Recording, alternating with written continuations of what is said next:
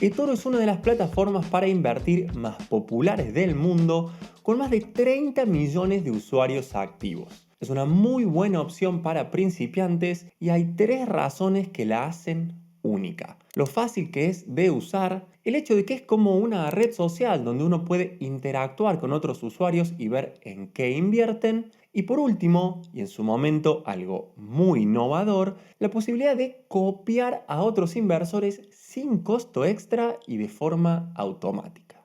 Todas funciones muy interesantes para alguien que está empezando a invertir.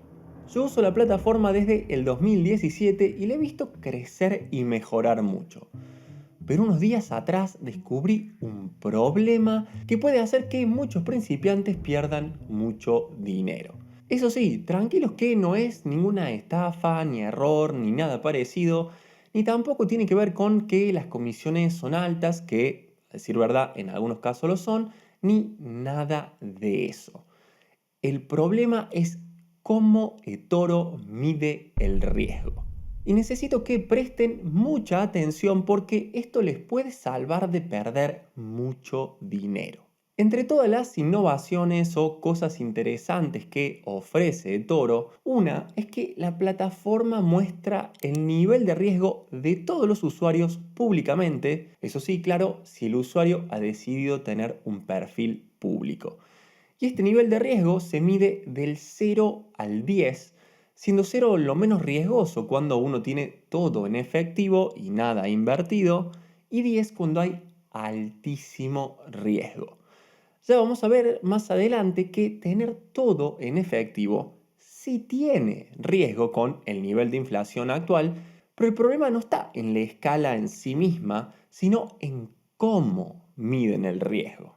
Pero antes de entrar en detalle y mostrarles algunos ejemplos concretos, es clave entender por qué esto del riesgo es tan importante.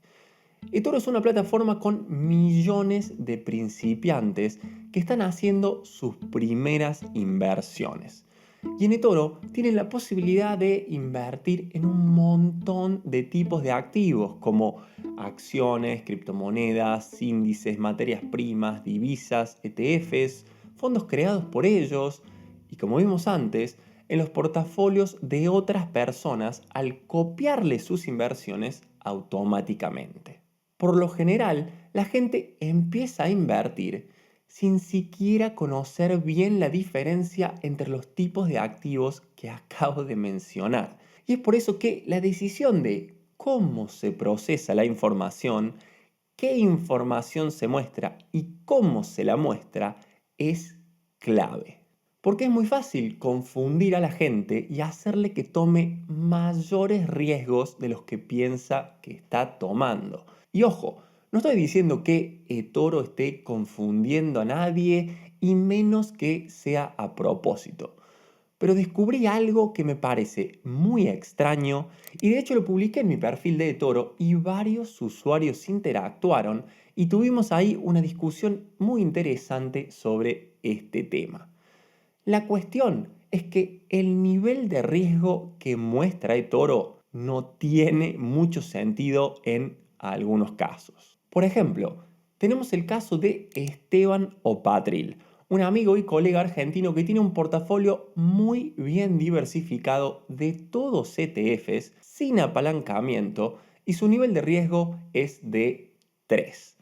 Y luego tenemos mi portafolio, que si bien ningún activo representa más del 7% sobre el total y el 15% son varios ETFs, sigue siendo un portafolio donde alrededor del 85% está invertido en acciones individuales, más que nada de tecnología, y con algunos muy volátiles como Coinbase, Alibaba o Mercado Libre.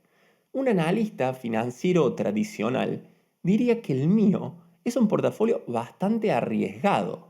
¿Cuánto dice eToro que es mi riesgo? Bueno, solo 4. Solo un punto arriba del de Esteban. Pero atentos que esto recién empieza. Hasta acá podría ser. Todas las empresas en las que yo invierto son empresas grandes, mayoría blue chips o top, etc. Podríamos decir que es raro, pero podría ser. Lo extraño es lo que viene ahora. encontré dos perfiles de dos inversores que tienen entre el 40 y el 50% de todo su dinero invertido en Bitcoin y también tienen nivel de riesgo 4. No tiene ningún sentido. La mitad de su dinero en un solo activo y ese activo es una criptomoneda y tienen el mismo nivel de riesgo que yo. ¿Es broma? Para colmo, ambos tienen el resto de su dinero invertido en otras criptos y en empresas de tecnología. No es que el otro 50% lo tienen en efectivo o en algo que está inversamente correlacionado. No tiene ningún sentido. ¿Cómo pueden tener solo 4 sobre 10 de riesgo? Bueno, esto recién empieza, se pone mucho peor. Para los que no saben, la escala de riesgo en eToro es como un semáforo. Hasta 4 es verde, lo que parece indicar que no hay tanto riesgo. A partir de 5 se pone amarillo y en 8 ya pasa a rojo. Tener 10 de riesgo es prácticamente ser un kamikaze. Pero la clave acá está en no llegar a 7 o al menos nunca tocar el nivel 8. ¿Por qué? Bueno, porque es ahí donde Toro bloquea tu perfil y ya no se pueden recibir nuevos copiadores. Y la mayoría de esta gente que estoy mostrando como ejemplos y los que se vienen son usuarios activos que están creciendo muy rápido en copiadores. No sé si ya empiezan a comprender un poco el conflicto de intereses. Y si todavía no lo han entendido, ya va a ir quedando más claro. Pero primero vamos a ver ejemplos ya absurdos que directamente son para reírse. Encontré el perfil de un inversor que tiene el 100% de su portafolio invertido casi en partes iguales en tan solo dos criptomonedas. Un visionario, pensarán algunos. Un delirante adicto a la adrenalina y que le gusta perder dinero, pensará la mayoría. Ahora, ¿cuál es su nivel de riesgo? Es 6. 6.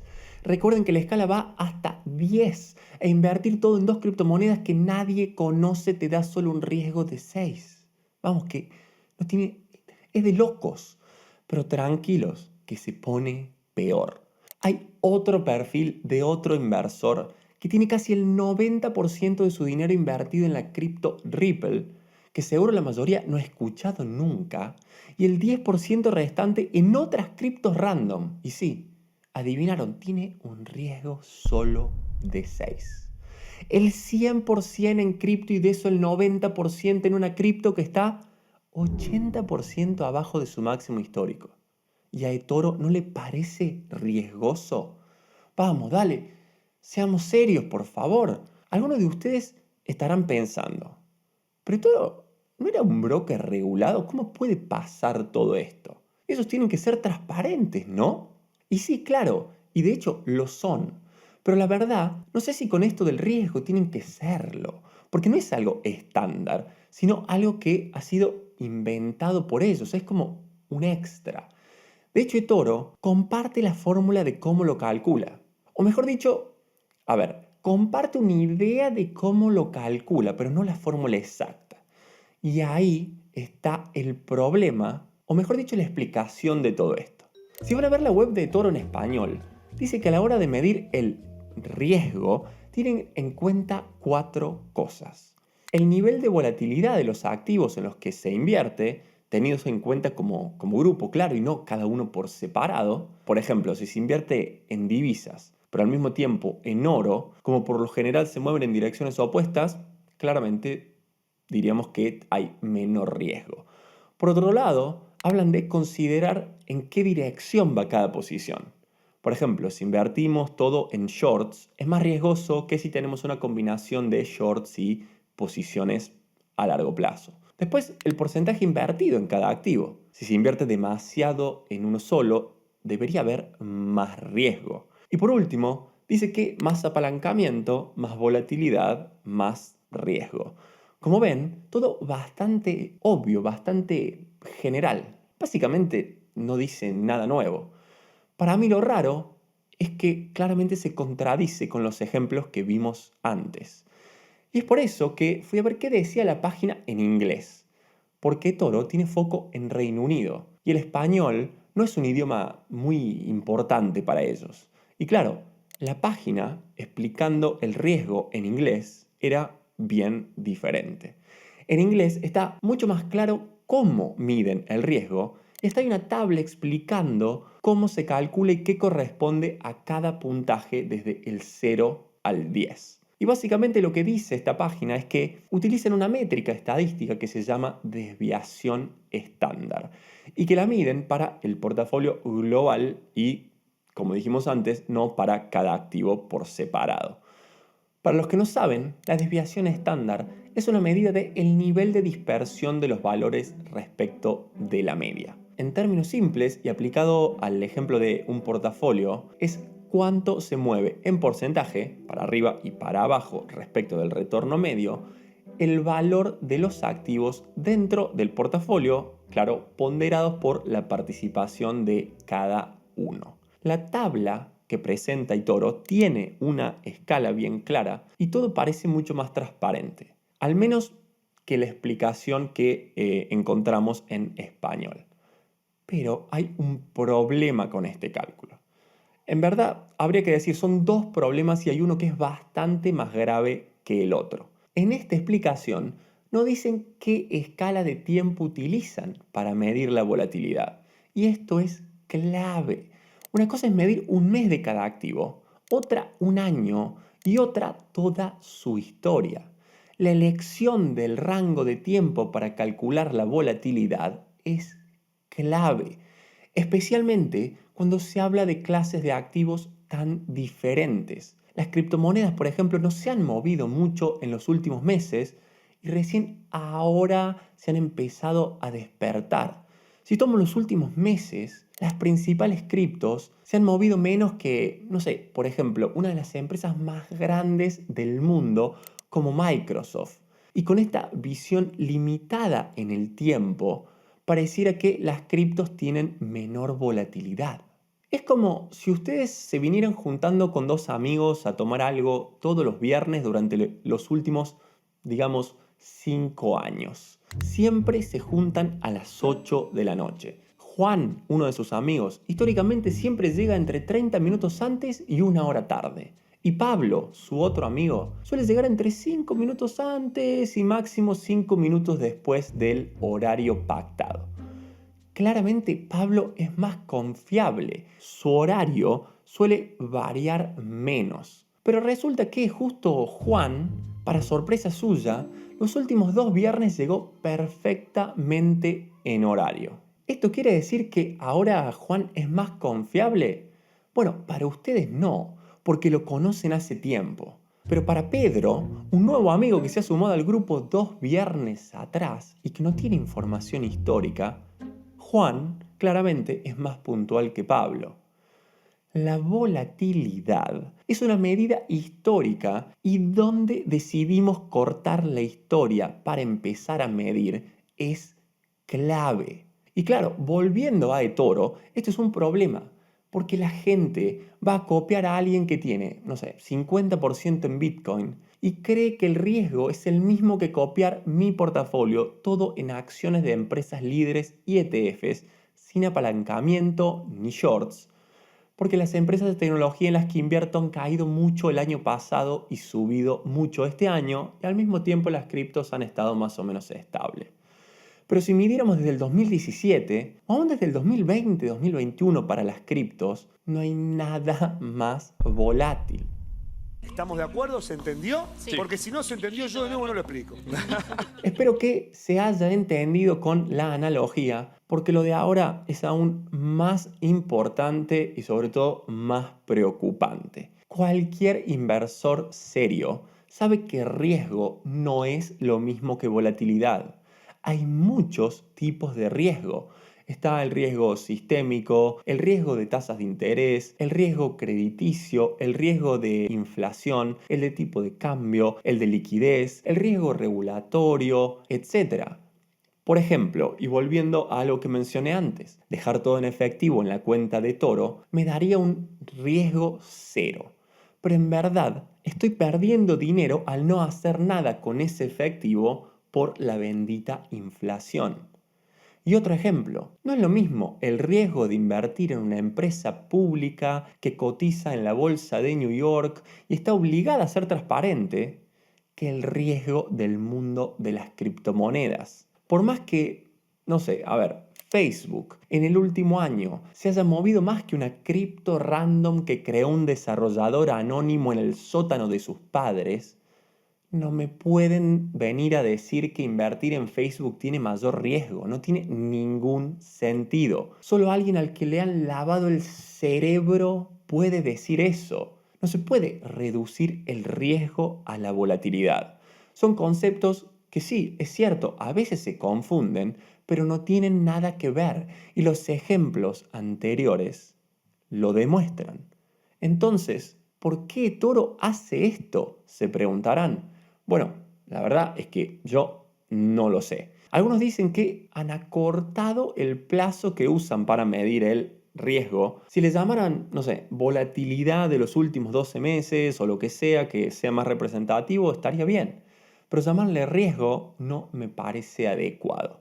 Algunos dicen que han acortado el plazo que usan para medir el riesgo para que las criptomonedas parezcan más seguras. Y la gente, claro, invierta más en cripto porque así ellos terminan ganando más en comisiones. Recuerden que eToro no tiene comisiones en acciones y en ETFs, pero en criptos y otros tipos de activos las comisiones son relativamente altas. Personalmente, yo he visto un cambio en la plataforma, cómo pasó de estar enfocada muy en cripto en el 2017 a promocionar mucho la inversión a largo plazo alrededor del 2021. Y ahora que la situación no es la mejor, yo siento que ha vuelto a empujar mucho productos derivados por varios lados dentro de la plataforma. Y en algún punto está bien, de algo tienen que vivir y yo lo entiendo. Pero cuando tu plataforma tiene millones de usuarios principiantes, la verdad que es complicado. Y otra razón para manejar así el riesgo es que más gente que invierta en criptos pueda ser copiada, lo que a su vez obviamente genera más comisiones. Antes, tener todo en cripto automáticamente te bloqueaba. Es más, el año pasado a mí me bloquearon teniendo todo en acciones y ETFs por el aumento de volatilidad general del mercado. Y justo cuando el bloqueo le iba a llegar a los inversores más populares de la plataforma, esa regla se modificó y ya ellos no los bloquearon. ¿Será que ahora han modificado algo de nuevo?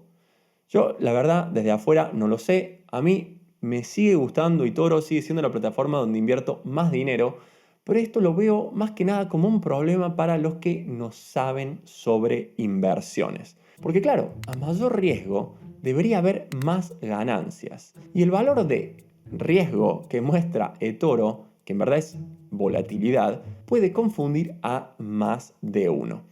Y vamos con el ejemplo de mi portafolio. Mi portafolio debería tener mejores retornos que el de Esteban. Y eso no es porque yo sea mejor que él, sino porque yo asumo más riesgos.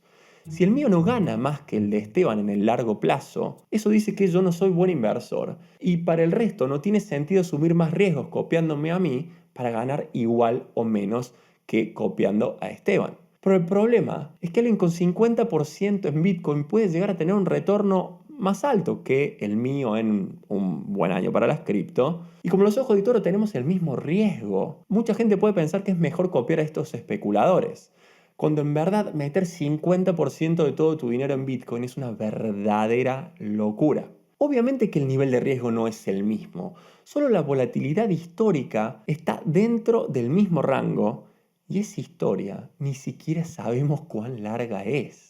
Pero bueno, espero que eToro no tome ninguna represalia como hicieron el año pasado después de un video donde no les gustó el título. Esto es simplemente una crítica constructiva y con la mejor intención. Después de todo fue eToro el que me mandó a estudiar sobre inversiones y donde aprendí sobre todas estas cosas. La verdad es que nada más, espero que esta información les sirva y espero que eToro mejore esto. Así los inversores principiantes pueden tomar decisiones más y mejor informadas.